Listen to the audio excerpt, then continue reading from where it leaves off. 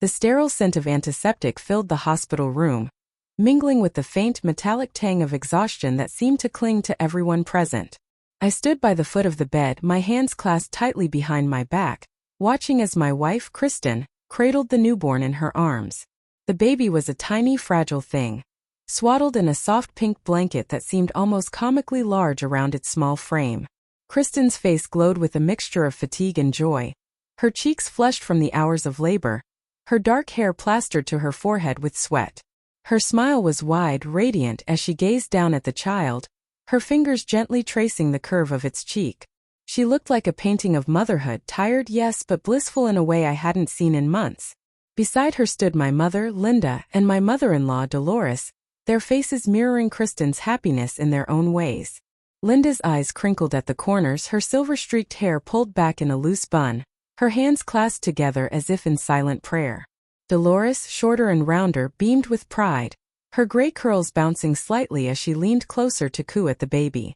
The room buzzed with their soft murmurs, a symphony of love and relief after the long night. But I stood apart, unmoving, my feet rooted to the linoleum floor. I hadn't stepped closer. I hadn't reached out to touch the child. My arms remained stiff at my sides, and though I could feel the weight of my mother's gaze on me, sharp, questioning, despite the joy of the moment, she said nothing. Not yet. The door creaked open, breaking the quiet hum of the room, and a nurse stepped in, her white sneakers squeaking faintly against the polished floor. She held a clipboard in her hands, her expression neutral but professional. "Mr. Davis," she said, her voice cutting through the warm haze, "I need you to fill out the birth certificate form." She extended the clipboard toward me, a pen tucked neatly into the metal clip at the top. I turned to face her, my movements slow and deliberate. My expression remained calm, my jaw set, but inside my chest tightened like a coiled spring. "We can fill it out," I said, my voice steady. "After the DNA test proves if I'm the father." The words landed like a thunderclap in the room, shattering the fragile peace. Kristen's head snapped up so quickly that the baby stirred against her chest, letting out a faint whimper. Her eyes widened, her mouth falling open slightly as if she couldn't process what I'd just said. Dolores let out a sharp gasp, her hand flying to her chest, her fingers clutching the fabric of her blouse. My mother stiffened beside Kristen, her shoulders squaring as her gaze flickered between me and my wife, searching for some explanation, some crack in the moment she could mend. The nurse froze, the clipboard still extended, her eyes darting awkwardly between us. Kristen's face twisted, the joy draining from it like water from a cracked glass. "How dare you, Martin?" she hissed, her voice rising, sharp and jagged with anger. "Are you accusing me of cheating?" I met her furious stare, unflinching, my own eyes cold and unyielding. "No," I said, my tone deliberate, each word measured like a stone dropped into still water. "I am sure that you cheated. And now I'm making sure if this child is actually mine or not." Dolores stepped forward, her face a mask of tension, her hands raised slightly as if she could physically hold back the storm brewing in the room. "Martin, this is not the right time for this," she said, her voice low but urgent, almost pleading. "Your wife just gave birth. Your words." She hesitated, glancing at Kristen, who was breathing heavily now, her face pale beneath the flush of exertion. "Your words could push her into postpartum depression. Think about the baby." My mother, Linda, was not as restrained. She let out a sharp, furious breath, her eyes blazing as she pointed a trembling finger at me. "You should be ashamed of yourself," she shouted, her voice cutting through the air like a whip. "Accusing your wife of cheating at a time like this. It's careless and horrible. I did not raise you to be this cruel, Martin." I stood there, silent, letting their words crash against me like waves against a cliff. My gaze remained locked on Kristen, whose breathing had grown uneven, her arms tightening around the baby as if she could shield herself with its tiny body. Her wide, tear-filled eyes darted between me and the two women defending her, a mix of fear and defiance flickering in their depths. I let the silence stretch, heavy and suffocating, before slowly raising my hand, palm out, silencing them all. "Kristen," I said, my voice steady, devoid of rage or hesitation, my eyes never leaving hers. "Should I call your lover Marshall Jones?" Her entire body jerked as if I'd struck her. "What?" she gasped, horror flashing across her face, her voice barely above a whisper. "No, I have nothing to do with him." I nodded slightly, a faint humorless tilt of my head, then reached into my pocket. Then why? I said, pulling out a small, folded piece of paper. Did you message him about this? I unfolded the paper with deliberate slowness, smoothing it out between my fingers, the faint crinkle of it loud in the stillness. I held it up, my eyes flicking to the words I already knew by heart, and began to read aloud. My husband should never know about you and me. I don't want anything to do with you. The color drained from Kristen's face, leaving her skin ashen, almost translucent under the harsh hospital lights. The room was silent except for the steady beep of the monitor tracking her pulse, a sound that seemed to grow louder with every passing second. Then suddenly she let out a choked sob, her voice trembling as she stammered. How did you get this? I let the paper hang loosely between my fingers, meeting her tear-filled eyes with a calm that felt almost foreign to me. He gave it to me, I said simply. He sent me this screenshot. Kristen's entire body trembled now, her breath ragged, her lips quivering as she clutched the baby tighter. Fresh tears spilled down her cheeks, streaking her face with glistening trails. Then in a whisper so broken it barely reached me, she muttered, he said. No one will ever know. Her words hung in the air, fragile and damning, a confession wrapped in disbelief. She sobbed harder, her shoulders shaking, the baby squirming faintly against her chest. But I didn't let her settle, didn't give her the space to compose herself. I stepped closer, my voice cutting through the tense air like a blade. So you did sleep with him? I said coldly. You got pregnant with his baby? She let out a strangled whimper, shaking her head frantically, her dark hair whipping against her tear-streaked face. But before she could form a denial, my mother stepped in, her voice sharp yet pleading. Martin, stop. It's not even proven that the child isn't yours. Dolores, still visibly shaken, quickly nodded, her hands clasped tightly in front of her. Yes, what if the baby is yours? You can't just assume the worst. I exhaled slowly, feeling the weight of months of quiet suffering pressing down on me like a physical force. My hands clenched into fists at my sides, the knuckles whitening, before I forced myself to relax, keeping my voice calm and measured. I knew about her cheating for the last 4 months, I stated plainly, watching as Kristen flinched, her tear-filled eyes widening. I waited for the baby to be born, just for the DNA test. Kristen gasped, her voice trembling as she whispered, You knew. I ignored her, turning my gaze toward my mother and Dolores, their faces a mixture of shock and dismay. I wanted her to have a good, smooth pregnancy. I continued, my tone flat, factual. I didn't want her to go through stress or depression. But now that the baby is here, it's time for the truth. I inhaled deeply, steadying myself before finishing. If the baby is mine, I will be his father. If not, then I will not take part in his life. Dolores let out a soft cry, her hand pressing against her mouth, but I didn't stop. As for this woman, I said, tilting my head toward Kristen, who was now sobbing silently, her face buried in her hands, I am done. She will no longer be my wife. I will make sure of that. A thick silence hung in the air, oppressive and unyielding. My mother wiped a hand over her face, looking weary, as if she were grasping for words that could pull me back from the edge. Finally she spoke, her voice softer now, almost imploring. Martin, the baby is innocent, she said, her eyes filled with desperate hope. He needs a father. A single mother cannot raise a child alone. She hesitated, then continued, her tone growing more urgent. You should think about reconciliation. Go to a marriage counselor. I turned to her, my voice heavy with restrained anger, the words spilling out sharper than I intended. And do what? I asked, my tone cutting. Find out why my wife cheated. Sit in a room and listen to a feminist therapist explain how I was incapable of satisfying my wife's needs? Why my wife became another man's side piece? Then what? Listen to someone explain to me that my wife, who got a baby from another man, was right and justified in her actions. And now I just suck it up, pick up the pieces and accept my cheating wife as she is, pretending that I love her again, that her infidelity has reignited our love, and our relationship is better than ever. I paused, my breath ragged, my eyes boring into hers. You want me to be a willing cuck, Mom? You know what that means, right? Your son a willing cuck raising another man's child. Is that what you want me to be? Her lips parted as if to respond, But no words came out. Her face paled, her mouth shutting tight. And for once she didn't argue. She knew I was right. I turned my gaze to Dolores, who was holding onto Kristen's arm as if to keep her from completely breaking apart. "After she's discharged," I said, my tone now cold and final, "please take her with you. I've already packed her clothes and belongings. They'll be delivered to your house, or wherever you want them." I gestured vaguely, then added, "But she is not entering my house." Kristen let out a soft sob, her face buried in her hands, but I refused to look at her. She didn't deserve my sympathy. I turned back to my mother, who still hadn't spoken. "You can do whatever you want," I told her, my voice softening slightly but still firm. "I won't force any decision on you. I know you and Dolores are childhood friends, and I don't want my wife's actions to ruin your friendship." My tone hardened again. "I am not forcing anything on you, so don't force anything on me."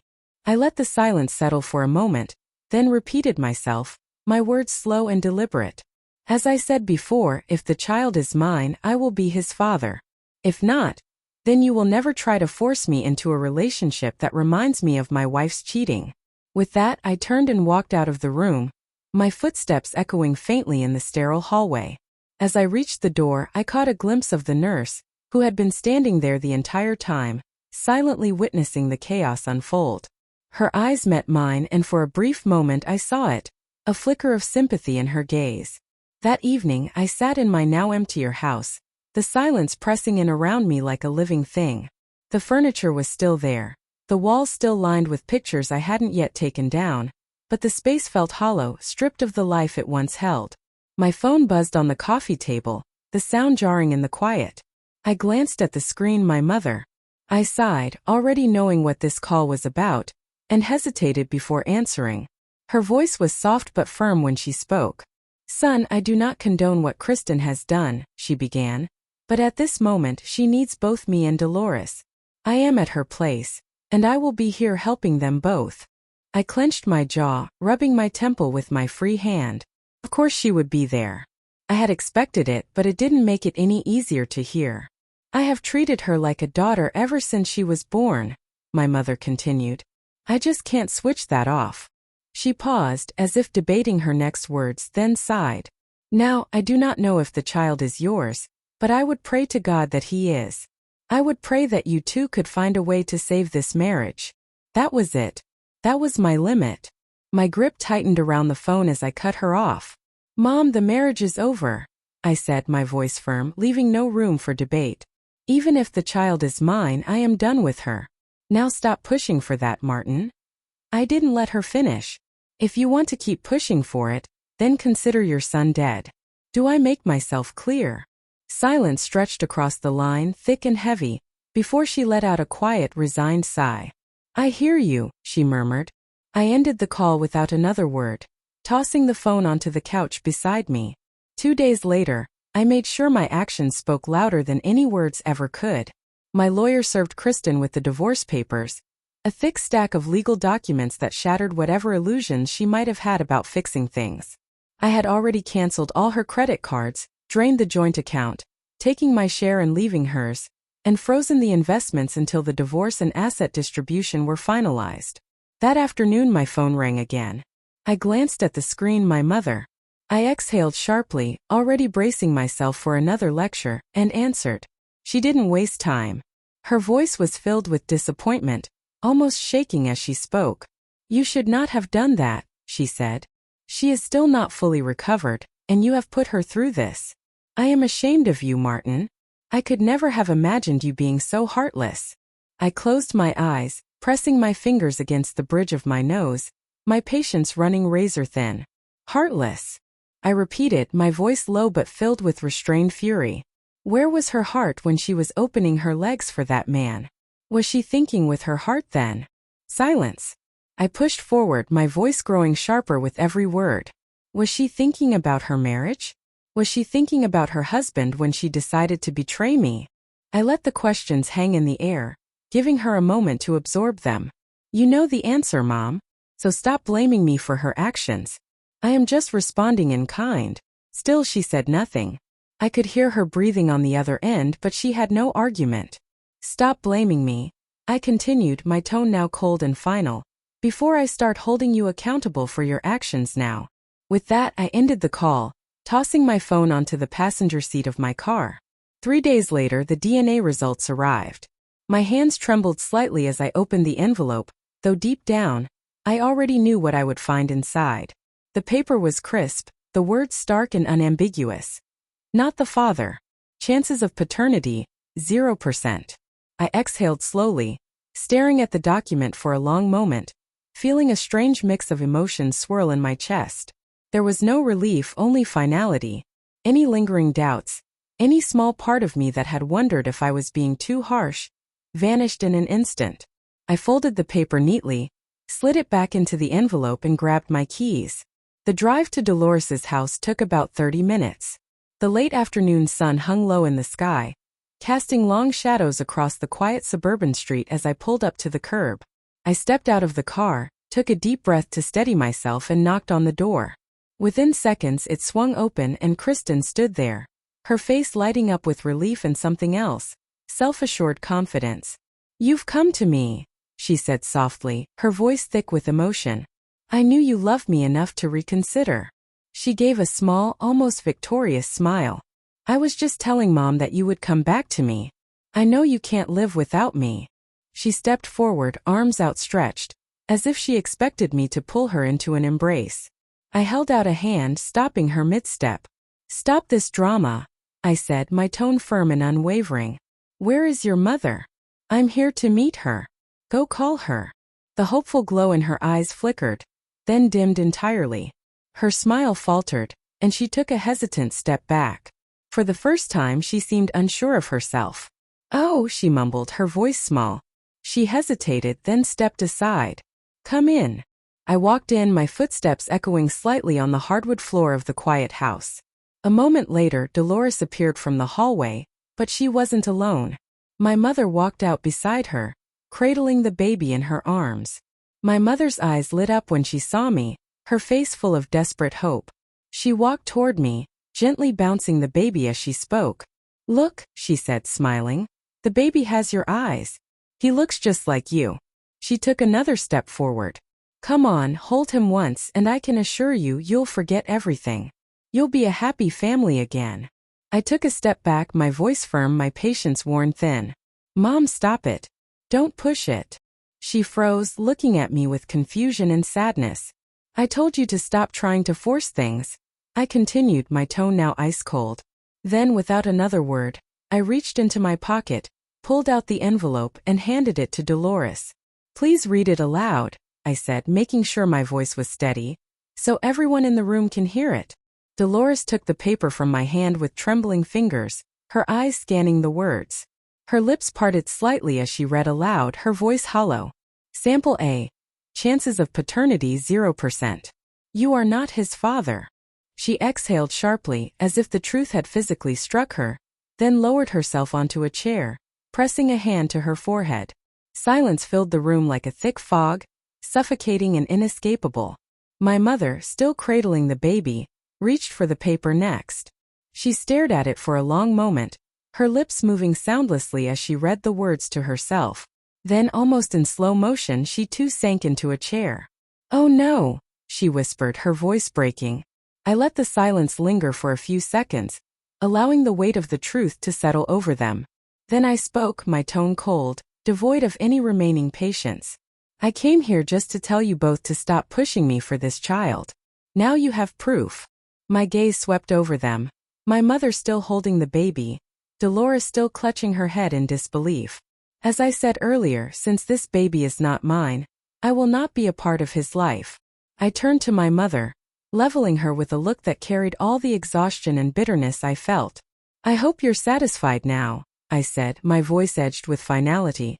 "Even if you're not, I don't care anymore. This child is not your grandson. Your so-called beloved daughter took that away from you." I gestured toward Kristen, who stood frozen, tears streaking her face. "Never, ever try to push me to be a father to this child." I turned, my feet already moving toward the door. I was done here. But just as my hand reached for the doorknob, my mother's voice cut through the silence. "Martin, stop." I halted but didn't turn around. I heard her rise from the chair, her footsteps slow but deliberate. Then her voice, quieter now, filled the space between us. "Drop me home." I turned just in time to see her handing the baby back to Kristen, whose face crumpled as she clutched the child to her chest. My mother then turned to Dolores, the weight of her decision clear in her posture. "I'm sorry," she said, her voice filled with regret. "I was hoping against all hope that this child was my grandson, but she shattered all my hopes." She paused, glancing between Dolores and Kristen. "You are my best friend and will always be my best friend. I understand that right now you need to be with your daughter, but I too need to be with my son." Dolores stood, walking slowly toward my mother. There was no anger, no resentment in her face, just understanding. She opened her arms, and my mother stepped into the embrace. "Semper Fi," Dolores whispered. My mother responded, "Always faithful, sister." My mother walked out ahead of me, her posture stiff yet determined. She didn't look back as she stepped into the car, settling into the passenger seat without a word. I followed, shutting the door behind me before starting the engine. The drive was silent. I could feel her shifting slightly in her seat, glancing at me every few moments, but she didn't say anything and I didn't ask. When we reached her house, she got out first and walked inside, leaving the door open for me. I hesitated for a second before following. As I stepped in, the familiar scent of home wrapped around me. Coffee, old books, and the faintest trace of lavender from the candles she always kept in the living room. Without a word, she moved to the kitchen. I heard the sound of cupboards opening and closing, the quiet clinking of a spoon against a mug. A few minutes later she returned, placing a cup of coffee in front of me. She had added chocolate just the way I liked it. I wrapped my hands around the warm mug, staring at the dark liquid inside, my throat tightening. She sat down beside me, letting out a small sigh. Then after a moment she spoke. "I'm sorry, son," she said, her voice soft, full of regret. I glanced at her, but she wasn't looking at me. She was staring down at her own hands, fingers lightly tracing the lines on her palm. "I made a mistake," she continued. "I was being selfish. I never wanted to see you and Kristen separate, but I was wrong. Forgive me." I took a deep breath, setting the mug down. "I know that you and Dolores are childhood friends," I said, my voice quiet but firm. "I knew why you were supporting Kristen, but it was too much for me, Mom. I had no one beside me. No one supported me." And then without warning, the weight of everything finally crushed me. My chest tightened, my vision blurred, and my breath came in short, sharp gasps as the dam I had built over the past few months shattered. I broke down, tears spilling onto my hands, my shoulders shaking. I tried to speak, but nothing came out. Then I felt her hand, warm and steady, take mine. She shifted closer, brushing my hair back the way she used to when I was a kid. Her touch comforting, familiar. "You did good," she whispered. "You were strong. You stood by what you believed in. You didn't budge, not even once. Even when I was supporting Kristen, you didn't break." She squeezed my hand, her voice filled with something I hadn't heard in a long time. "I am proud of you, son." Her words lingered in my mind, her apology, her pride in me. The way she had finally chosen to stand by my side. But something else had caught my attention, something unexpected. "Semper Fi," I said, looking at her. "You said that when you hugged Dolores. What was that about?" She smiled, a small, knowing smile, and shook her head slightly, as if brushing off an old memory. "Oh, that was nothing," she said, her voice light with nostalgia. "We were in the Marines. We both served in the first Gulf War. We were among the 40,000 women in that war. Then we came back and retired." She paused, her gaze softening. "Then I had you." I blinked, taken aback. "You never talk about that," I said, searching her face. She chuckled softly, shrugging. "We were in logistics support. Nothing exciting." But there was something in her tone, something in the way her eyes held onto an unseen past, that made me wonder if there was more to the story. Her gaze drifted to the framed photograph of my father on the shelf, and a softness settled over her features. "Your father was an amazing man," she murmured. A single tear slipped down her cheek. She caught it quickly, brushing it away as if refusing to let it linger. Then, as if snapping herself out of it, she straightened up, squared her shoulders, and stood. "Let me make you some food," she said, her voice returning to its usual warmth. I nodded, appreciating the gesture. She busied herself in the kitchen, and for the first time in a long while, there was no tension between us. We sat together, eating in quiet companionship, letting the silence say the things we didn't need to. After dinner I stood stretching slightly. "Thanks, Mom," I said. She reached out, giving my hand a firm squeeze before letting go. "Anytime, son." With that I left for home. The divorce dragged on longer than I had expected. Kristen decided to fight it, contesting the grounds of adultery I had filed under. The courtroom was a cold, austere place, all polished wood and muted colors, the air thick with the weight of judgment. The judge, an older woman with sharp eyes and a pinched expression, seemed to scrutinize me more than Kristen from the moment I took the stand. It was clear from the start that she wasn't particularly fond of my stance. "Mr. Campbell," she said, her voice laced with disapproval, "it appears that you are trying to run away from your responsibilities. A marriage is a commitment, and a child, regardless of the circumstances of conception, deserves stability." I kept my face impassive, but inside my blood boiled. Responsibility? Stability? Where was that concern when my wife was sneaking around behind my back? Luckily, my lawyer Ron Jeremy, not the infamous one but a wiry, sharp-minded man with a knack for cutting through bullshit, was more than prepared. He leaned forward, his voice calm but firm. "Your Honor," Ron said, flipping through the file in front of him, "with all due respect, my client is not abandoning his responsibilities. He is merely refusing to take on responsibilities that do not belong to him. This child is not his, we have the DNA test to prove it. And as for the marriage, my client was not the one who broke the vows. Mrs. Campbell was involved in an affair with a co-worker, Marshall Jones, and we have sufficient evidence to establish that this was not an isolated mistake but a sustained betrayal." Kristen shifted in her seat, but kept her expression carefully composed. When it was her turn to testify, she put on the performance of a lifetime. "I didn't mean for this to happen," she said, her voice trembling just enough to sound convincing. "I was lonely. Martin was always away for work, gone for weeks at a time. I felt like a single woman, like I didn't have a husband at all. Marshall was there. He listened to me. He understood what I was going through. I know I made a mistake, but I wasn't trying to hurt Martin." I clenched my jaw, resisting the urge to scoff. The way she spun it, she was the victim in all of this. "Did you continue seeing Mr. Jones after you discovered you were pregnant?" Ron asked, his tone neutral. Kristen shook her head quickly. "No. Once I knew I was pregnant, I cut off all communication with him. I wanted to make my marriage work." I glanced at Ron, who remained unfazed. We had the evidence, messages, emails, phone records. We knew she was lying. "So you had no further contact with him?" Ron pressed. "No," Kristen repeated, her voice firm.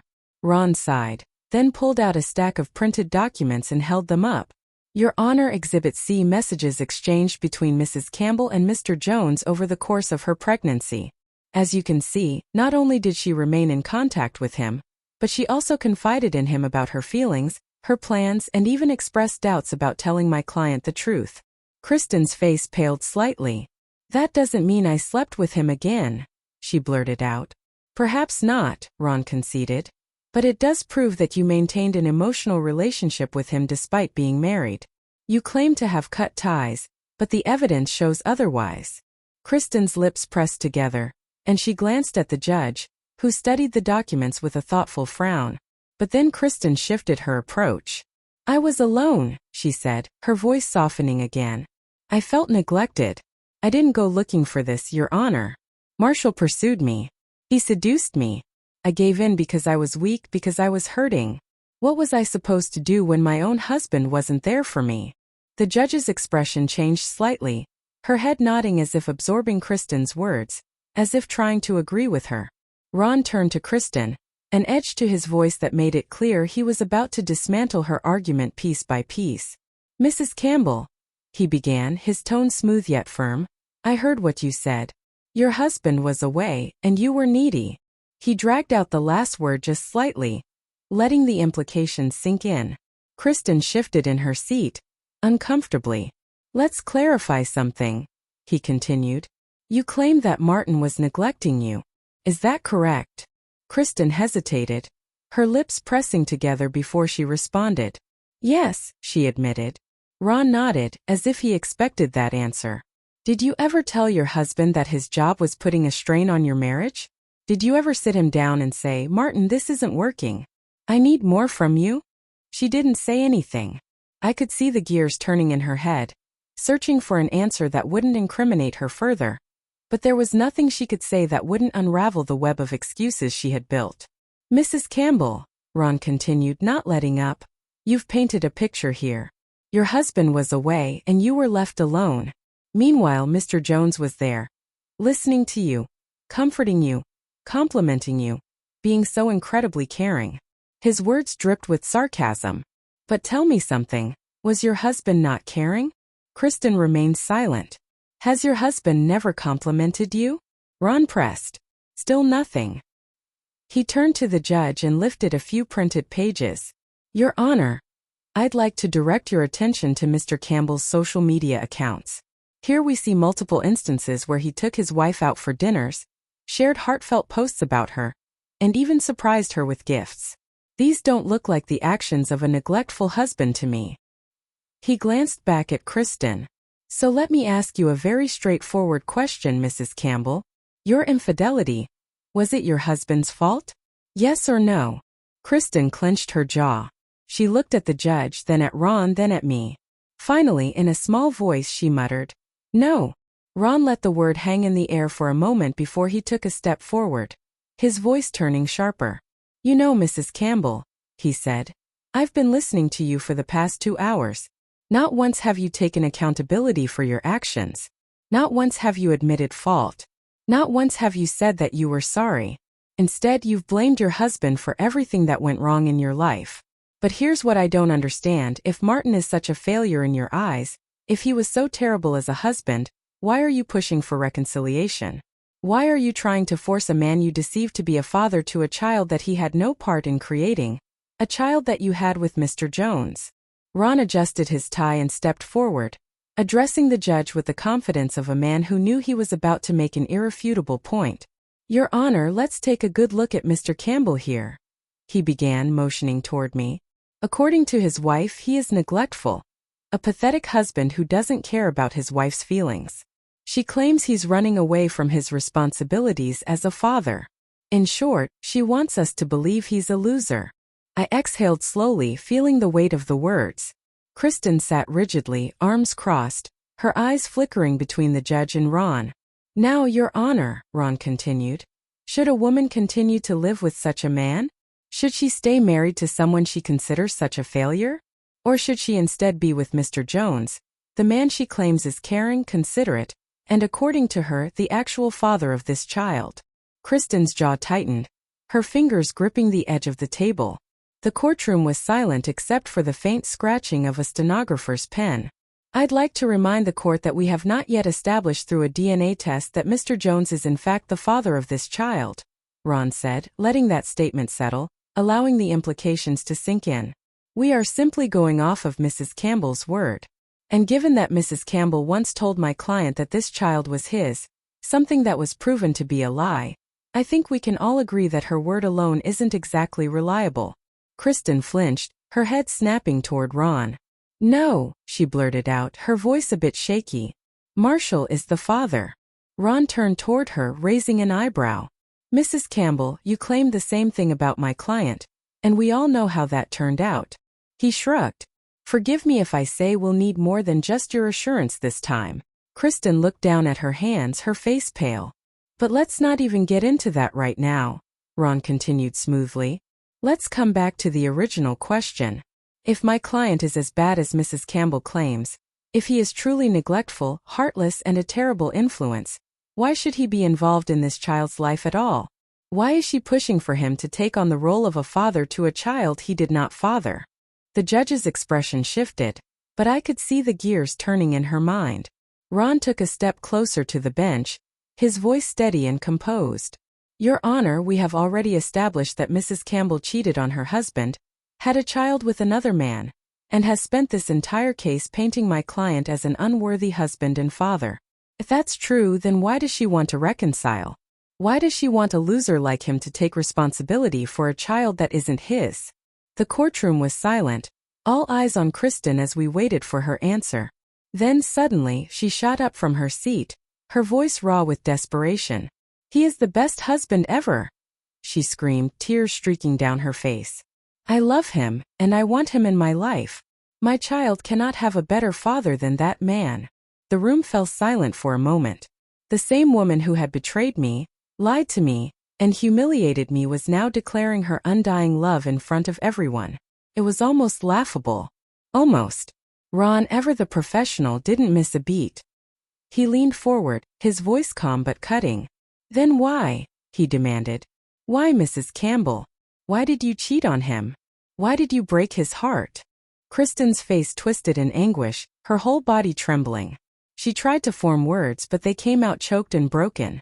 Finally, through her sobs, she blurted out, "I was just horny. I wanted to have sex, that's it." A murmur rippled through the courtroom.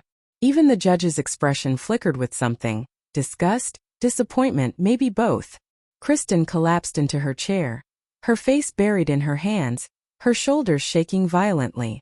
The judge sighed and rubbed her temple before speaking. "Mrs. Campbell, that will be enough. Step down." Kristen didn't move at first, as if she hadn't heard. Then slowly she got up and stumbled back to her seat, her body racked with quiet sobs. "Court is adjourned," the judge announced, striking the gavel against the wooden block. "We will reconvene in 2 weeks." 2 weeks later, I was back in the same courtroom, the same heavy wooden bench beneath me, the same dull murmur of voices filling the air. This time, though, there was no dramatic outburst, no pleading or tears, just a cold finality that settled in my chest like a stone. The judge glanced at both attorneys before turning to me, her gaze steady, her voice firm. "Mr. Martin Campbell, do you want to reconcile with your wife?" I took a deep breath, letting the question settle. I glanced at Kristen, who sat motionless beside her lawyer, her eyes red-rimmed but dry. A part of me wished I could feel something. Anger, regret, even pity, but there was nothing left.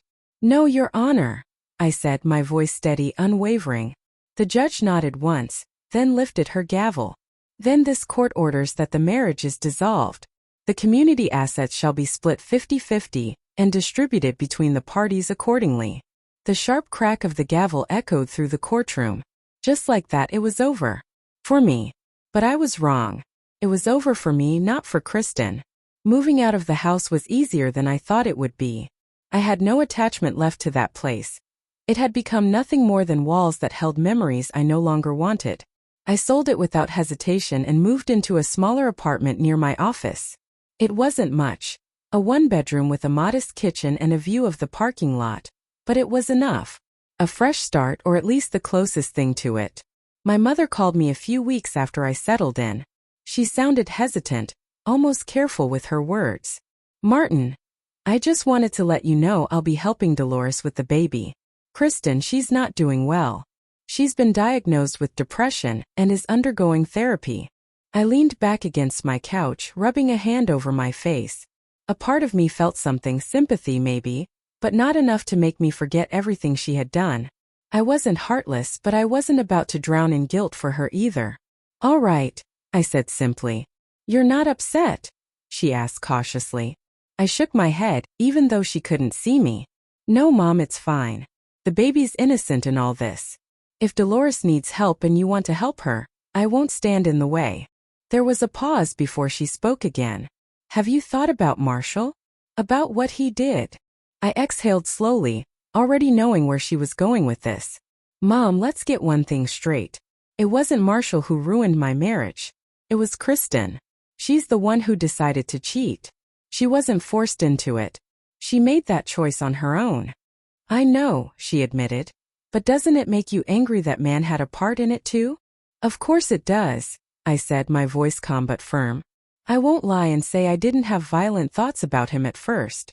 But I wasn't about to throw my life away over it. I wasn't going to get my hands dirty for a man who wasn't worth it. So you just let it go?" A small smirk tugged at my lips. "Not exactly. I sent the details of my divorce to his company. They didn't take too kindly to employing a man who was sleeping with a married coworker. He got fired." My mother was silent for a moment before letting out a small chuckle. All right. I suppose that's better than breaking his nose. Much cleaner too, I said with a shrug. That was the last we spoke of Marshall Jones. 3 years passed. Life moved forward as it always does. I kept myself busy with work, slowly rebuilding my confidence, my routine, my sense of self. I dated occasionally, but nothing serious. The idea of commitment, of putting my trust in someone again, felt like an impossible task. Every time I started to get close to someone, I would pull back, retreating before things got complicated. I wasn't bitter. I wasn't broken. But I wasn't ready either. It was a quiet evening. I had just finished dinner, a simple meal of grilled chicken and rice, and was considering whether to pour myself a drink when my phone rang. I glanced at the screen. Dolores. That was unexpected. I hesitated for a second before answering. Hello. She didn't waste any time. Martin, meet me at my house. We need to talk. Her tone was firm, leaving little room for argument. I sighed, already feeling the weight of whatever conversation was waiting for me. Dolores, I don't think. No, it's not about Kristen, she interrupted, as if she had anticipated my reluctance. This is something else. That didn't make me feel any better. I wasn't in the mood for surprises, especially not from anyone connected to my past. Dolores, I really don't see. Before I could finish, I heard another voice in the background. Martin, come and meet us, my mother said, taking the phone from Dolores. Her voice was gentle, but there was an underlying firmness to it. I'm here too. I exhaled sharply, running a hand through my hair. If it were just Dolores, I would have ignored the request, but my mother's presence changed things. All right, I muttered. I'll be there soon. I hung up, grabbed my keys and headed out, feeling an uneasy sense of anticipation settle in my chest. The drive to Dolores's house was uneventful, but my mind kept circling around why she had called me there so suddenly and why my mother had sounded so serious. I pulled up to the house, stepped out of the car and knocked on the door.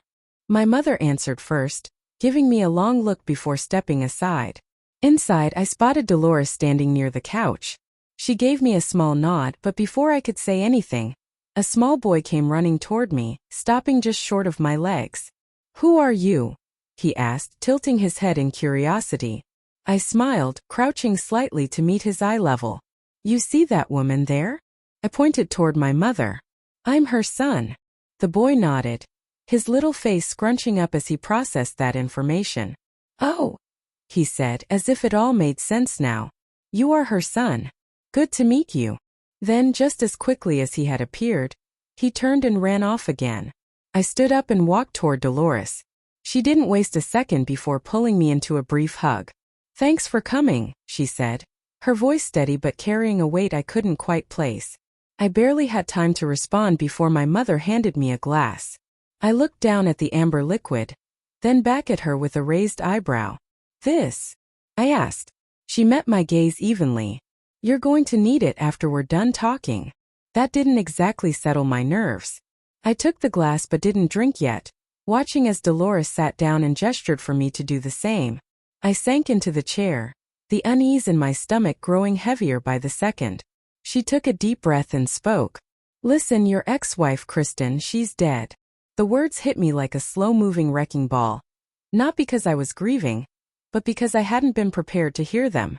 My eyes locked onto Dolores's face, searching for some flicker of emotion, regret, sadness, something, but there was nothing. That was what unsettled me the most. What? I asked, my voice quieter than I expected. Dolores didn't flinch.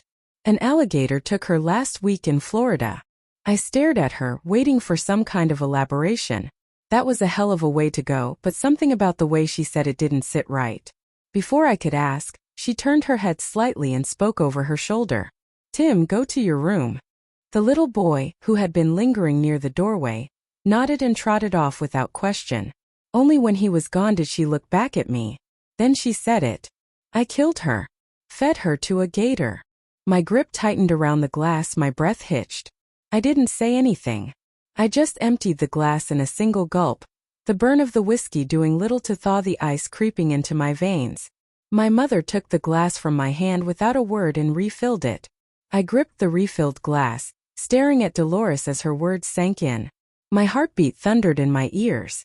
I wasn't sure if it was the alcohol hitting me, or the sheer weight of what she had just confessed. She was in therapy, Dolores continued, her voice even almost too calm for what she was saying. But later, I found out that she had started poisoning Tim with lies against you. I didn't like it. I warned her. She didn't listen. I swallowed hard, my throat dry despite the whiskey. She was going to ruin his life, she went on. All because of her hatred toward you. She felt like you betrayed her. Can you believe that? Dolores let out a humorless laugh. You, the man she cheated on, the man she lied to over and over. And somehow in her mind you were the villain. I set my glass down, my fingers twitching slightly. So what did you do? I asked, though deep down I already knew the answer. Dolores tilted her head slightly, as if considering how much she should say. But then she simply said, I couldn't stand by and watch. I could feel my mother's eyes on me, watching for my reaction, but I couldn't tear my gaze away from Dolores. I called your mother, she said, her tone turning casual, like she was telling me about a regular family gathering. And we went for a trip to Florida. Only 3 of us returned. I exhaled sharply, feeling my chest tighten. The cops found her body, she continued. Well, part of it, just her hand. The room felt colder. I actually stood there and watched while the gator feasted on her.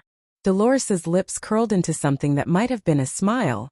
Or maybe it was just satisfaction. The gator that took her hasn't been found yet. I felt my stomach lurch. Before I could respond, my mother spoke up, her voice soft but firm.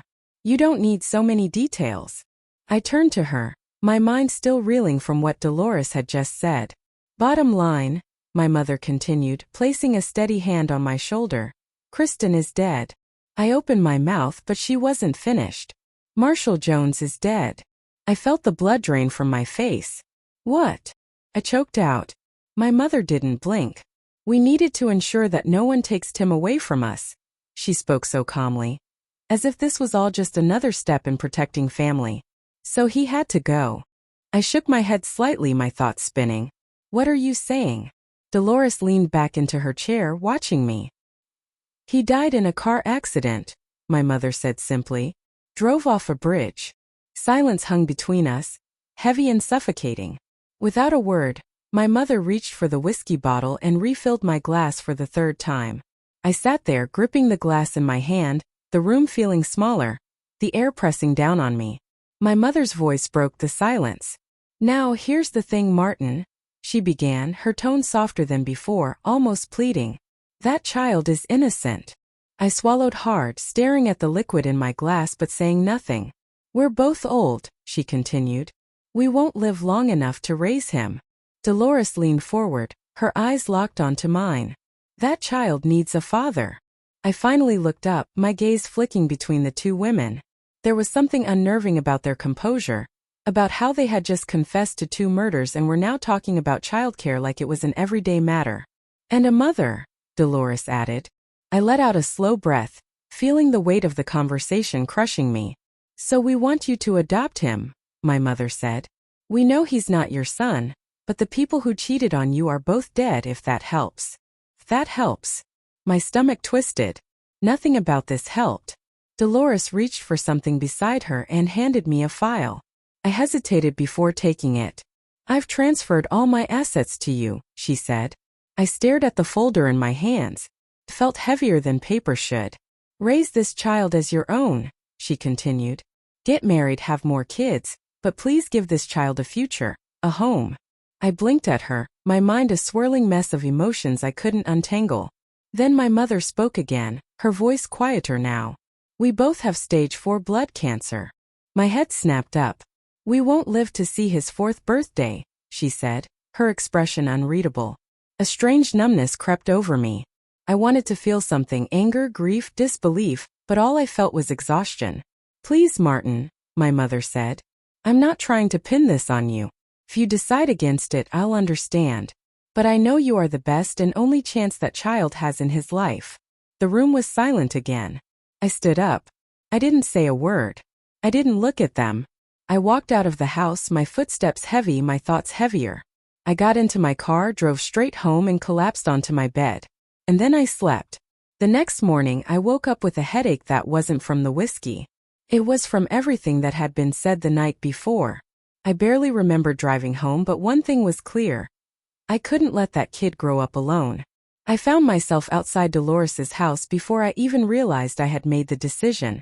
I knocked, and when she opened the door, there was no surprise on her face. She just stepped aside, letting me in. Tim sat on the floor playing with a few toy cars. He looked up as I entered, his small face bright with recognition. "You're Grandma Linda's son," he said matter-of-factly. "I know you." I crouched down to his level and met his gaze. "Yep, I am. And you know what else?" He shook his head, curious. "You're my son now." He blinked as if processing it, then with the simplicity only a child could have, he nodded. Okay. That was it. That was the moment. A week later, the paperwork was finalized. Tim was officially my son. My mother, never one to waste time, somehow arranged a date for me with a woman named Kelly. I protested at first, but she wouldn't hear it.